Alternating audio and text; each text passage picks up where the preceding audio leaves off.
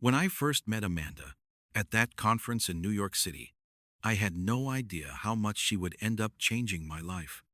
She was bold, straightforward, and had this fire about her that I found both intriguing and, at times, exhausting.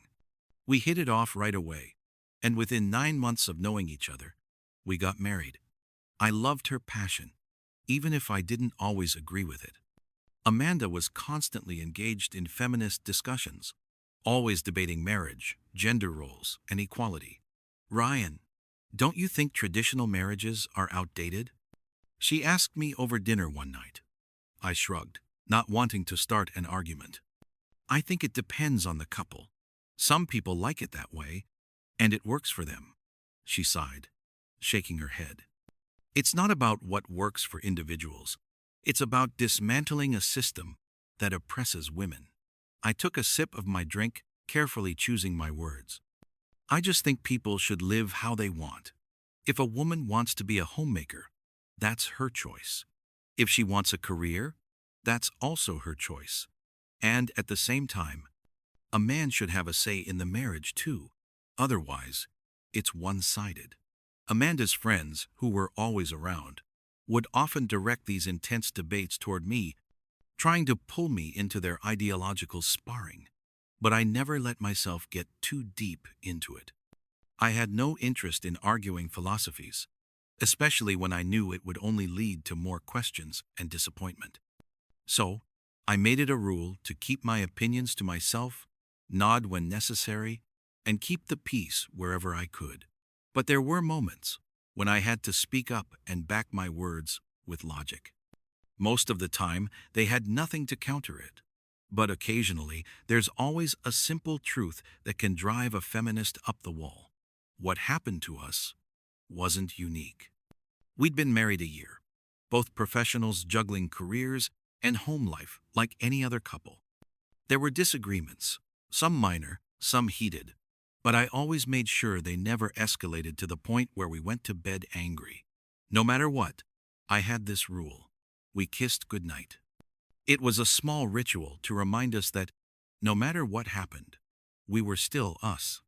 One evening, after a particularly ridiculous fight over whose turn it was to do the laundry, Amanda crossed her arms and said, "Ryan, this isn't about laundry. It's about principle."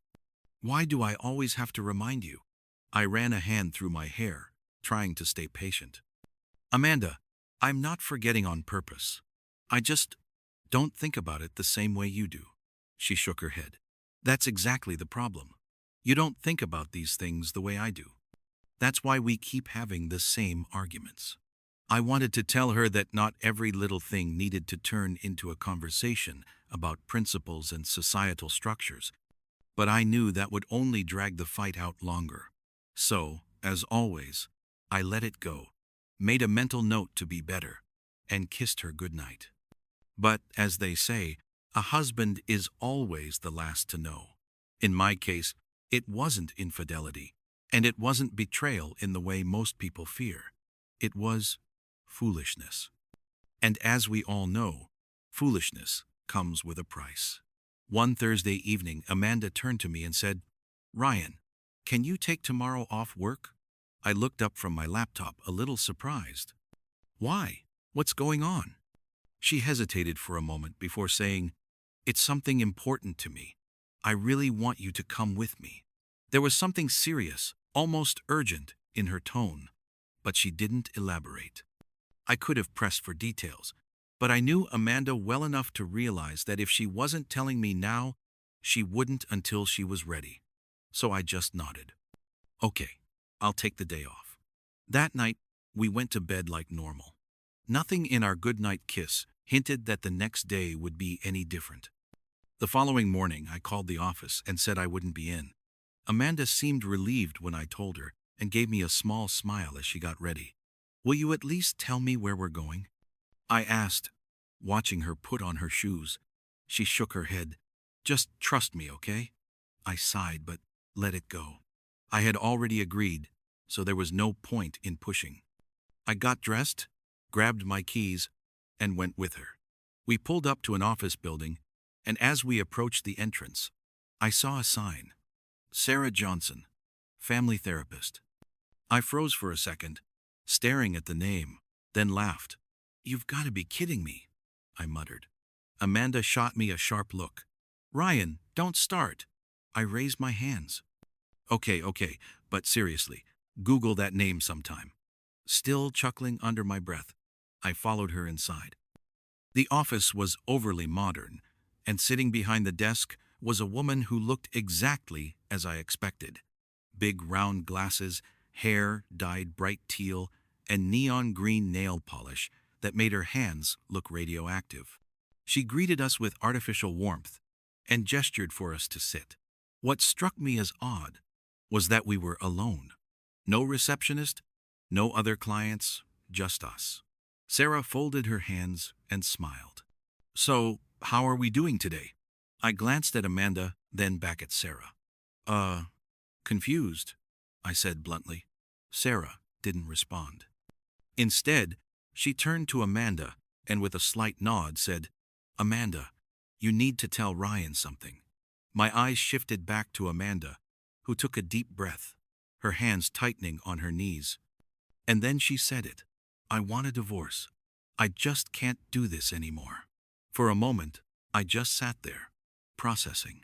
I looked at Amanda, then Sarah, then back at Amanda. There was no anger, no shock, no emotional explosion. I simply exhaled, nodded, and said, Okay, I'll handle it. I stood up, ready to leave. There was nothing more to say. But just as I reached the door, Amanda's voice, full of confusion and disbelief, stopped me. Okay, that's it? I turned back. Yeah, that's it.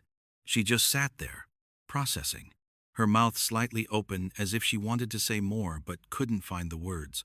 I didn't wait for her to figure it out. I walked out, leaving her there with Sarah Johnson. I didn't drive her home, didn't ask how she'd get back. That was her problem now. I got in my car, rolled down the windows, and let the city air wash over me as I drove. I wasn't sad. I wasn't angry. I just felt done. I stopped for a burger and fries, then decided to catch a loud, mindless action movie. Exactly what I needed. When I got home, I didn't waste any time. I grabbed my bags, packed my things, and moved into the guest room. No speeches, no yelling, just action. That night, when she finally came home, I heard the front door, heard her footsteps, but I didn't greet her. I didn't turn to look at her. I didn't acknowledge her at all. And that night, for the first time since we got married, I didn't speak to her or kiss her goodnight. The next morning, I woke up early, got dressed, and went straight to the office. No hesitation, no second guessing, just action. I logged into my accounts and made the necessary changes. First, I took control of my retirement funds. Then I went to the bank, separated our accounts, and closed our joint credit cards. After that, I called my insurance company's health, auto, life, and removed her from everything. She wanted out. She was out. Next, I called my lawyer. She wants a divorce, I said. Straight to the point. I'll wire you the retainer today. Be ready. I guarantee she's too foolish to file first, so I'll likely be the one to do it. I'll call when it's time. Then, I called my landlord. Take my name off the lease. I don't need that house anymore. I'll find a place closer to work, something that's mine, alone. By evening, I felt lighter, freer. I swung by a store, bought a copy of God of War Ragnarok, and headed home. The moment I walked in, I turned on my PlayStation, grabbed a drink, and started playing. No thoughts, no reflection, just me and Kratos cutting through enemies. I was still at it when Amanda came in. She didn't say anything at first, just sat next to me on the couch. I knew she was waiting for me to acknowledge her, but I didn't press. I kept my eyes on the screen, my fingers moving across the controller as if she wasn't there. Finally, after a few minutes of silence, she spoke. How do you want to do this? I paused the game, set the controller down, and turned to her. You've been removed from all my insurance policies. Our bank accounts are separated. The lease is in your name only. It expires in 2 months. so you'll need to renew it if you're staying. Do you want to be served at work, or should the divorce papers be delivered here? Amanda blinked, caught off guard. I haven't filed for divorce yet. I didn't respond. Instead, I picked up my phone, called my lawyer, and put it on speaker. File the divorce papers, I said as soon as he answered. And per the prenup, we both leave with what we came into the marriage with. The money in the joint account is mine, and it stays with me. I could feel Amanda's anger rising next to me, but I didn't care. She made her choice. I was just following through. Without another word, she stood up, clenched her jaw, and stormed out of the room. 2 days later, I packed the rest of my belongings and left that house for good. No long goodbyes, no drawn-out emotions, just a clean break. Exactly what she wanted. 5 days later, she was served. Irreconcilable differences. Simple and to the point. We were going our separate ways. She called me that night, but I didn't answer. Then came a text. So much for your love and devotion. I stared at the screen for a second, then sent back a simple thumbs-up emoji and set my phone down.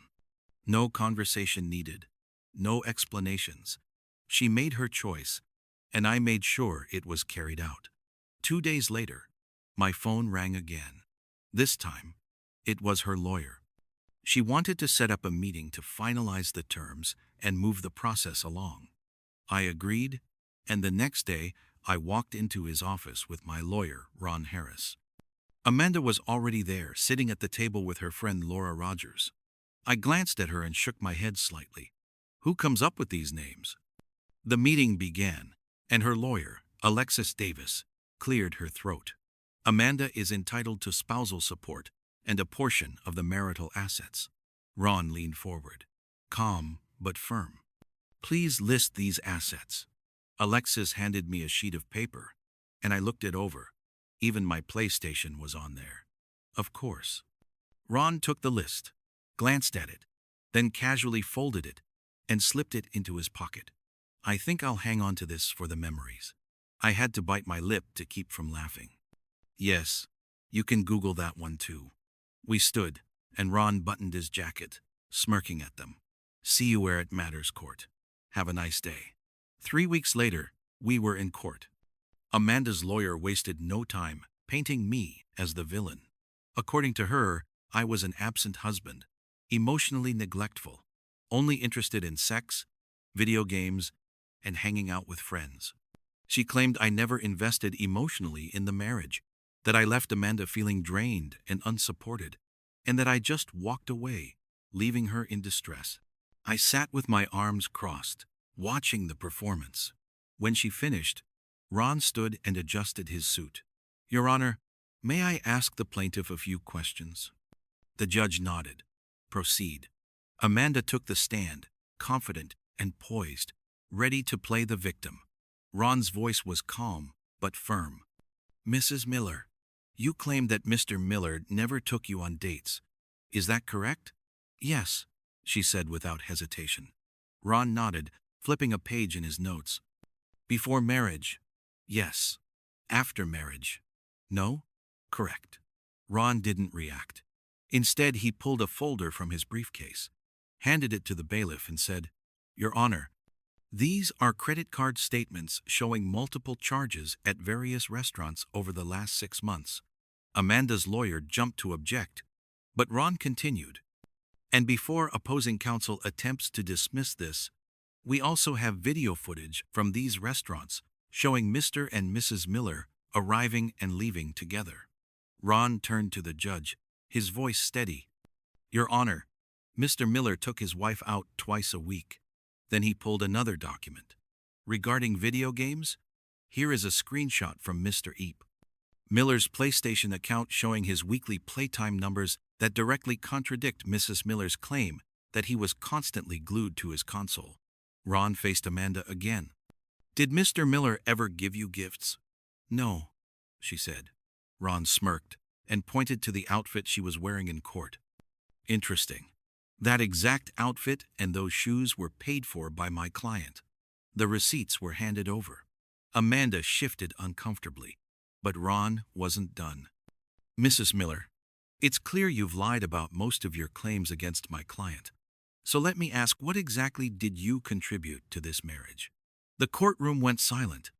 Amanda hesitated, then said, I gave him gifts. Ron raised 5 fingers. Name 5. I gave him his PS5, she said quickly. Paid for by my client, Ron replied, holding up the receipt. I gave him his wedding ring. Again, paid for by my client. Amanda's jaw tightened. I contributed to the household. Such as? She stayed silent. Ron let the silence hang before pressing on. You earn as much as Mr. Miller, yet in all the time you were with him, you never paid for a single gift, a single dinner, or contributed to the joint account. And yet you stand here claiming you're entitled. Mrs. Miller, you wanted this divorce, correct? She hesitated, then nodded slightly. Then it's clear my client did everything a husband should. He took you out, cared for you in sickness and in health, spent time with you, and gave you his attention. What more is a man supposed to do? Amanda had no answer. Ron's words cut through the air. You call yourself a feminist, Mrs. Miller? You advocate for equal pay? Fair treatment at work? She lifted her chin proudly. Yes. Then why did you not contribute equally to your own marriage? No gifts? No financial contributions? Nothing. You want equality in public but expect a man to carry you in private. That's not equality, it's hypocrisy. Her face paled, her lips tightened, but she stayed silent. Ron shook his head. Your words don't match your actions. They're as empty as your commitment to this marriage. The courtroom was still. Mrs. Miller, Ron concluded, you orchestrated an ambush with a so-called therapist who never even spoke to your husband before advising you to leave him. That's not counseling, it's sabotage. The judge frowned. This is a serious accusation, Mr. Harris. Ron nodded. Then I ask this court to investigate Sarah Johnson's professional conduct. A family therapist should mediate, not dictate divorce after 2 sessions, without even meeting both spouses. The murmurs in the room grew louder. Amanda froze, clearly blindsided. This was no longer about saving the marriage. This was about accountability. When Amanda's lawyer finally turned to question me, she asked why I didn't fight to keep Amanda or take her back. I kept my voice calm. If there was a problem, I should have been the first person she spoke to. Instead, she ambushed me with a therapist who has a 1-star rating on Google. She told me she wanted a divorce without any discussion. She made her choice. I'm just making sure she gets it. She asked why I refused a settlement. I laughed. Because she brought nothing into this marriage and nothing after. The prenup, written by her lawyer, says we each leave with what we came in with. That's exactly what's happening. The judge eventually finalized the divorce. No alimony. No settlement. She came in with nothing. She left with nothing. She probably expected me to break down and beg like some lovesick fool. Not a chance. I was free. No more pointless arguments. No more ungrateful demands. And now, I've decided to put my personal life on pause and focus entirely on my career. Dear listeners, let me know your thoughts in the comments. And don't forget to like, share, and subscribe for more stories like this.